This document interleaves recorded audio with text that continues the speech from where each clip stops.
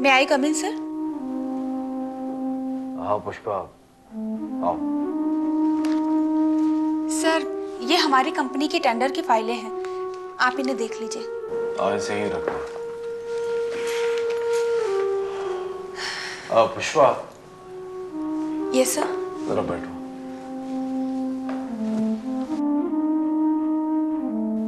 Pushpa, party की रात जो कुछ भी हुआ उसके बारे में तुम्हारा क्या कहना है? उस दिन वहां पर कुंती को लेकर जिस तरह की बातें हो रही थी, उन्हें सुनकर कुछ अच्छा तो नहीं लगा। उस बात को लेकर मैं भी बहुत डिस्टर्ब रहा। इस तरह पार्टी में कुंती को इंसल्ट करना उससे बर्दाश्त नहीं हुआ। सर, जो होना था वो हो गया। रात गई बात गई। अब उस बात को लेकर आप परेशान ना हो। क्या कुंती इस बात को भुला पाएगी? उसे भी भूल जाना चाहिए। इस तरह की बातों को याद रखने से सिर्फ टेंशन ही मिलेगी। मैं इस सारी बात के लिए माँ को दोषी मानता हूँ। उस दिन उनका एटीट्यूड अच्छा नहीं था। अब हर किसी का अपना एक व्यवहार होता है, उसके लिए आप क्या कर सकते हैं? किसी को बुलाकर इस तरह उसकी बेइज्जती करना, ये कौन सा व्यवहार है पुष्पा? माँ को इतना तो समझना चाहिए तो वो किससे क्या बात कर रही है। माँ जी आखिर माँ जी हैं, अब उनके कहे का क्या बुरा मानना? नहीं पुष्पा, मुझे इस बात का बुरा लगा है। अरे शादी से पहले उनका ये एटीट्यूड है, शादी के बाद तो उसका जीना मुश्किल कर देंगे वो। ऐसा नहीं होगा सर। पुष्पा, किसी की बीती जिंदगी का मजाक उड़ाना ये गलत बात है, और गलत बात मैं कभी बर्दाश्त नहीं कर सकता, चाहे वो मेरी माँ ही क्यों ना हो। आपने इस बारे में माँ जी से बात की? हाँ, मैंने माँ से बात की। मैंने कहा कि जो कुछ भी हुआ है उन्हीं की वजह से हुआ है। कहने लगे कि मैंने कौन सा झूठ कहा है, सच ही तो है। बातें तो सच थी, लेकिन इस तरह की कड़वी सच्चाई बोलने का वो मौका नहीं था। पुष्पा, अपनी होने वाली बहू के बारे में जिनके ऐसे ख्याल हैं, वो शादी के बाद उसे क्या सुख देंगे? उस रात मुझे इतना गुस्सा आया था कि मैं बता नहीं सकता। कुंती को भी इस बात की बहुत तकलीफ हुई है। मैंने भी सब कुछ अपनी आंखों से देखा सुना, लेकिन फिर भी मैं यही कहूंगी सर कि अब इस बात को और ज्यादा बढ़ाने से कोई फायदा नहीं। नहीं पुष्पा, मैंने फैसला किया है कि मैं शादी के बाद मां के साथ नहीं रहूंगा, अलग रहूंगा। क्या? हाँ पुष्पा, मैंने एक बंगलो देख लिया है और कुंती को भी उसके बारे में बता चुका हूं। हम लोग शादी के बाद उसी बंगलो में शिफ्ट हो जाएंगे। सर, आपने अभी से इस तरह का फैसला क्यों किया है? लोग इसके लिए भी कुंती को ही जिम्मेदार ठहराएंगे। लेकिन क्यों? लोग यही कहेंगे कि कुंती ने शादी होते ही माँ बेटे को अलग कर दिया। पुष्पा, माँ तो हमेशा हमसे अलग है। उनकी सोच, उनकी सोसाइटी सब हमसे अलग है। वो कभी अपनी सोसाइटी से बाहर आ नहीं सकती और कुंती कभी उस सोसाइटी में जा नहीं सकती। ये डिफरेंस तो हमेशा बना रहेगा। बेहतर है क्यों ना फिर अलग होके रहा जाए। सर, घर परिवार में हर कोई एक जैसा नहीं होता है, और ये सब बातें तो होती रहती हैं, लेकिन हमें सबके बीच एडजस्ट करना होता है। पुष्पा, मैं कुंती को खुशी देना चाहता हूं। शादी के बाद में उसे किसी भी तरह की कोई उलझन में नहीं डालना चाहता। आप अभी से अलग होने की बातें मत करिए। जहां दो बर्तन होंगे वो तो आपस में टकराएंगे ही। मैं ये बर्तन कभी टकराने की नौबत ही नहीं आने दूंगा। अब आप जैसा ठीक समझें। मैं तो बस इतना कहना चाहूंगी, हर रिश्ते में कोई ना कोई बुराई जरूर होती है, लेकिन हमें रिश्तों को निभाना पड़ता है। यही तो रिश्ते का बंधन है। मैं रिश्ता तोड़ थोड़ी रहा हूं। मैं तो एक माहौल बनाना चाहता हूं जिसमें माँ भी खुश रहे और कुंती भी। पुष्पा, शादी के बाद मैं किसी भी तरह की कोई टेंशन नहीं चाहता। सर, माँ जी को अपने किए का एक दिन एहसास जरूर होगा। शादी के बाद आप माँ जी के साथ रहें या उनसे अलग, मैं तो बस यही कहूंगी कि जीवन में असली खुशी अपने लिए खुशियां पाने में नहीं, बल्कि अपनों के साथ जीने में है। कुंती इस बात को बहुत अच्छी तरह समझती है, और आप भी इन बातों को भूल जाइए सब कुछ ठीक हो जाएगा।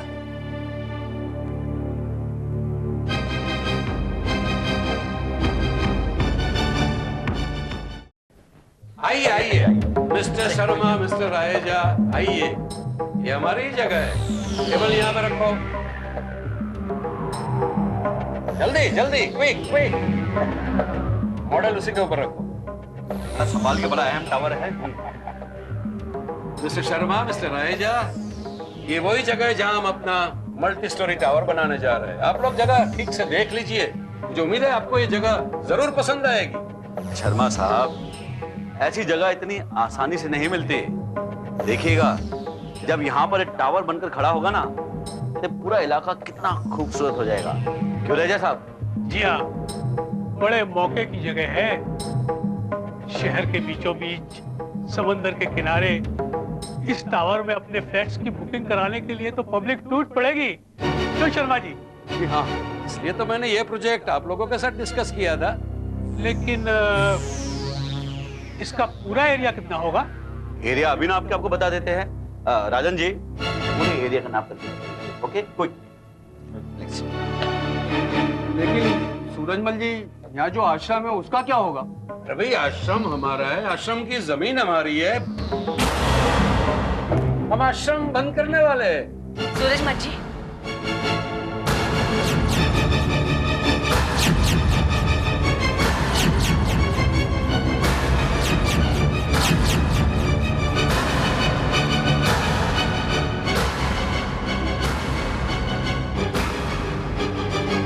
ये सब क्या हो रहा है?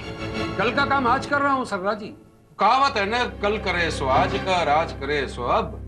तो अभी से आश्रम हटाने की तैयारी कर रहा हूँ। आप अभी ये सब नहीं कर सकते। अभी आश्रम बंद नहीं हुआ। लेकिन बहुत जल्द बंद हो जाएगा। जब बंद हो जाएगा ना, तब आ जाना। अब आप सब यहाँ से निकल जाइए। आप मुझे ऑर्डर दे रही है? मुझे? इस आश्रम के चेयरमैन को? अगर आप अकेले आए होते ना, तो बात और थी। इतने सारे लोगों को लेकर आना, उससे पहले आपको मुझसे परमिशन लेनी चाहिए थी, क्योंकि मैं इस आश्रम के इंचार्ज हूँ। आपको आश्रम के इंचार्ज बनाया किसने? शायद ये बात आप भूल गई है। मैं कुछ नहीं भूली।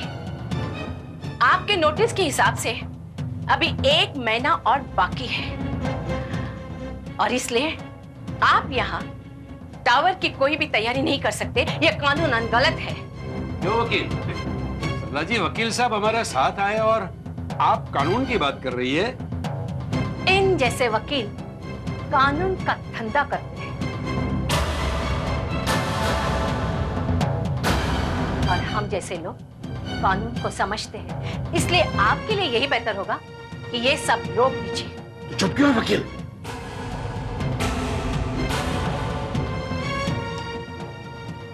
देखिए, मैं नाम और पेशे दोनों से वकील हूं। एक तरह से सरला जी ठीक ही कह रही है। वकील, आप भी गलत नहीं कह रहे हैं सूरजमल जी, लेकिन मैं सिर्फ इतना जानती हूँ कि नोटिस के हिसाब से अब 1 महीना बाकी है और 30 दिन काफी होते हैं। कानूनन 2 महीने के मोहलत के हिसाब से आश्रम के होते हुए आप टावर की यहाँ कोई तैयारियां नहीं कर सकते।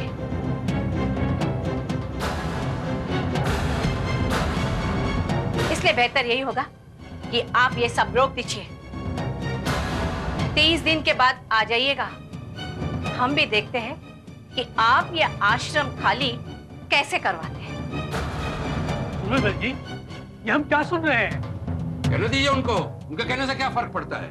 आप ये सब यहाँ से उठाकर जाते हैं या नहीं? या मैं पुलिस को फोन करके बताऊं कि आप जबरदस्ती इस महिला आश्रम में घुस आए हैं?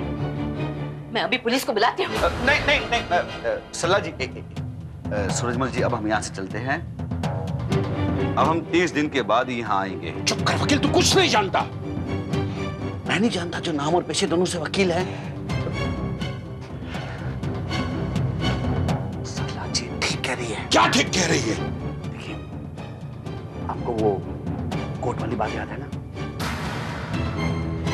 देखिए, इस आश्रम पर इन लोगों का सालों से कब्जा है। इन्हें यहाँ से प्यार से ही हटाना होगा, बिल्कुल वैसे ही जैसे आपने मेरा कोर्ट ले लिया था और मुझे उतने ही प्यार से वापस दे दिया था। अब समझ गए ना? इस वक्त हमारे लिए बेहतर यही होगा कि हम यहाँ से चल पड़े। चलो साहब आओ, ये सामान ले जाओ, चलो चलो। हाँ ये उठाओ उठाओ, चलो जल्दी जल्दी जल्दी जल्दी। हाँ जल्दी चलो। शर्मा साहब साहब आइए आइए आइए आइए आइए। सिर्फ 1 महीना।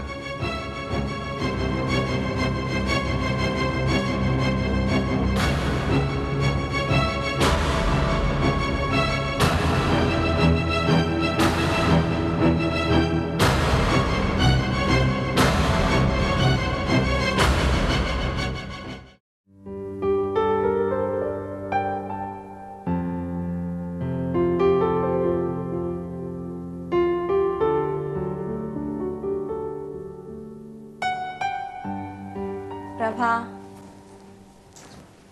कुंती,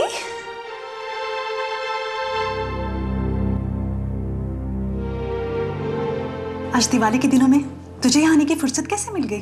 त्योहार के दिन अपनों से मिलने और उन्हें शुभकामनाएं देने की परंपरा है ना। दिवाली वाले दिन नहीं आ सकी, इसलिए सोचा आज चलकर तुझको मुबारकबाद देती हूँ। अच्छा किया, चल बैठ।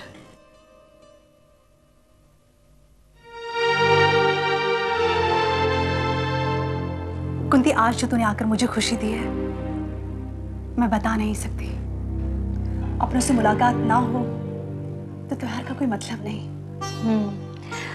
बाबूजी भी शहर में नहीं है, वो शहर के बाहर अपने रिश्तेदारों को शादी के कार्ड्स बांटने गए हैं।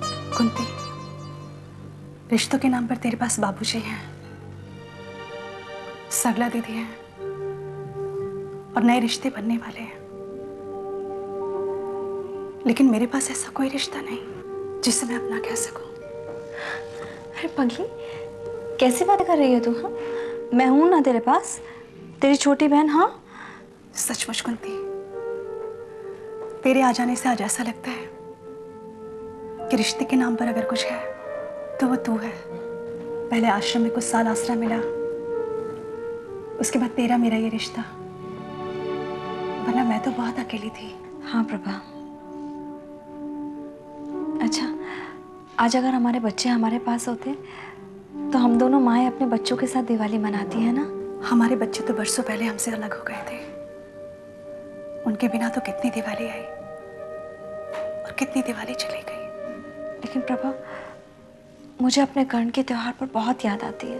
अब हमारे पास उनकी यादों के सिवाय है ही क्या?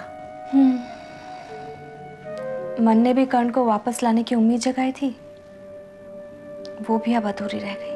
कुंती, अब मन की बातों पर तुम्हें भरोसा नहीं करना चाहिए, वो सिर्फ तुझे धोखा देना जानता है। और मैं धोखा खा भी तो जाती हूँ, क्योंकि प्रभा मैं सोच नहीं सकती हूँ कि कोई इंसान इतना चालाक, इतना धोखेबाज हो सकता है। कुंती, मैं तुझसे इतना ही कहूंगी कि तू सिर्फ अपनी शादी पर ध्यान दे। जो सामने है उसी में सुख ढूंढने की कोशिश कर। ये तेरी खुशनसीबी है कि तुझे रस्तोगी जैसा पति मिलने जा रहा है। लेकिन प्रभा, मैंने अपने बच्चे के सिवाय किसी और रिश्ते को कभी चाहा ही नहीं। बिना किसी रिश्ते की जिंदगी बड़ी अधूरी होती है कुंती। आश्रम से निकलने के बाद मैं तो यही महसूस करती हूँ। आश्रम में थी, सबके बीच थी, तो बड़ा सुरक्षित महसूस करती थी। आश्रम से निकलने के बाद तो जैसे सब कुछ बिखर गया। प्रभा, अब आश्रम में भी कहाँ कोई सुरक्षा है। क्यों? सूरजमल जी ने आश्रम को खाली कराने के लिए 2 महीने की कोर्ट से नोटिस भेजी है। अब सिर्फ 1 महीना बाकी है प्रभा। इस बात को लेकर सरला दीदी बहुत परेशान है। ये तो वाकई परेशानी की बात है। आश्रम की औरतें जाएंगी कहाँ? इसी बात को तो लेकर इतनी टेंशन है कि पूछो मत। आज ही सूरजमल जी अपने आदमियों को लेकर आश्रम आए थे, जगह दिखाने के लिए। जानती है, वो वहां पर एक टावर बनाना चाहते हैं। आश्रम में रहने वालों को उजाड़कर आखिर वो किसे बसाना चाहता है? आखिर वो किस बात की दुश्मनी निकाल रहा है? आज उसी के निकालने की वजह से मेरी जिंदगी का ये हाल है। आश्रम की औरतें अगर सड़क पर आ जाएंगी तो वो बेचारी जाएंगी कहाँ? आज सरला दीदी ने सूरजमल जी को आश्रम से निकलने के लिए मजबूर कर दिया। सूरजमल जी को ये उम्मीद भी नहीं थी कि सरला दीदी इस तरह से उनसे कह देंगी। दीदी ने कहा अभी 30 दिन बाकी हैं और वो भी देखती हैं कि वो इस आश्रम को कैसे बंद करवाते हैं। कुंती, वो बड़े लोग हैं, शहर में उनका दबदबा है। सरला दीदी किस तरह से उनका मुकाबला कर पाएंगी? मुकाबला तो करना पड़ेगा प्रभा, इतनी औरतों की जिंदगी का जो सवाल है। जानती है, दिवाली के अवसर पर सूरजमल जी सरला दीदी को 2 फ्लैट्स का लालच देकर खरीदना चाहते थे, लेकिन सरला दीदी ने भी उनको मुंह तोड़ जवाब दिया। और हाँ, वो हमारे लिए मिठाई का डब्बा लेकर आए थे, लेकिन मैंने वो डब्बा उन्हें वापस कर दिया। क्या? हमारी जिंदगी में जहर घोलकर हमें मिठाई बांटने आए थे? प्रभा, मुझे तो उस आदमी की शक्ल से भी घिन आती है। तुम्हें रस्तों के हिसाब से बात करनी चाहिए, वो भी तो बड़े आदमी हैं। हो सकता है सूरजमल का सर झुकाने में वो कोई मदद कर सके। हाँ प्रभा, उन्होंने सरला दीदी को पूरा भरोसा दिया है कि वो जरूर मदद करेंगे। प्रभा, कुछ भी हो, वो आश्रम बंद नहीं होना चाहिए। उस आश्रम के साथ हमारी कितनी यादें जुड़ी हैं, है ना? हाँ कुंती, अगर वो आश्रम नहीं होता तो तुम जिंदा भी ना होते। हम सबको ठिकाना देने वाला वो आश्रम ही तो है। पता नहीं आने वाले समय में अभी और क्या क्या देखना होगा। जो होगा अच्छा होगा। अच्छा तू रुक, मैं तेरे लिए मिठाई लेकर आती हूँ। नहीं नहीं, तू तकलीफ क्यों कर रही है? इसमें तकलीफ की क्या बात है? आज त्योहार का दिन है, मुंह तो मीठा करना ही पड़ेगा। और फिर ये आश्रम तोड़ना है जो मुझे चीनी चुरा कर लानी पड़ेगी। याद है कुंती, तेरे जन्मदिन पर अक्सर मैं चीनी चुरा कर लाया करती थी, याद है तुझे? ये मैं कैसे भूल सकती हूँ? मैं भी आई।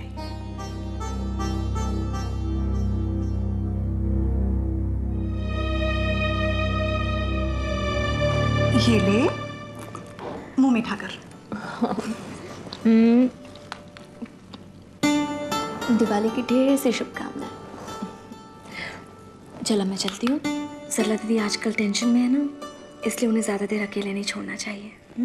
ठीक है, मैं सरला दीदी को आश्रम में मिलने के लिए आती हूँ। चलो। अपना ध्यान रखना।